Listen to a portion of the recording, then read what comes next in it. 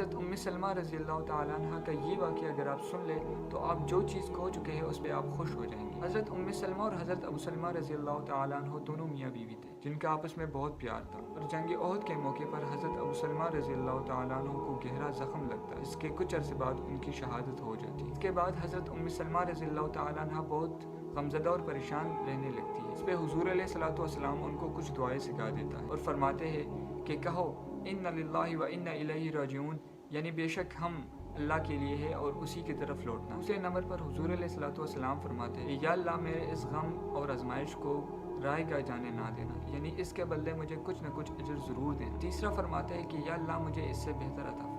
उम्मे सलमा रज़ी अल्लाह ताला अन्हा फरमाती है कि मुझे समझ नहीं आती थी कि मुझे अबू सलमा रज़ी अल्लाह ताला अन्हु से बेहतर कौन मिल सके, लेकिन खैर अल्लाह के नबी सल्लल्लाहु अलैहि वसल्लम ने मुझे ये दुआएं सिखाई तो मैं मांगती रही। उसके बाद हज़रत अबू बकर सिद्दीक़ रज़ी अल्लाह ताला अन्हु जैसे बड़े बड़े रिश्ते हैं, मैं उससे मुतमईन नहीं रही, हत्ता कि हुज़ूर अलैहिस्सलातु वस्सलाम का रिश्ता मुबारक है। जब निकाह हुई तो फरमाने लगी, बेशक मेरा रब बेहतर जानता है कि मुझे किस चीज़ से खुशी मिलती है। बताने का मकसद ये था कि हम में से अक्सर लोग कहते हैं कि मुझे फ़लाँ से बेहतर कोई नहीं मिल सकता, फ़लाँ चीज़ मेरे लिए बेहतर है।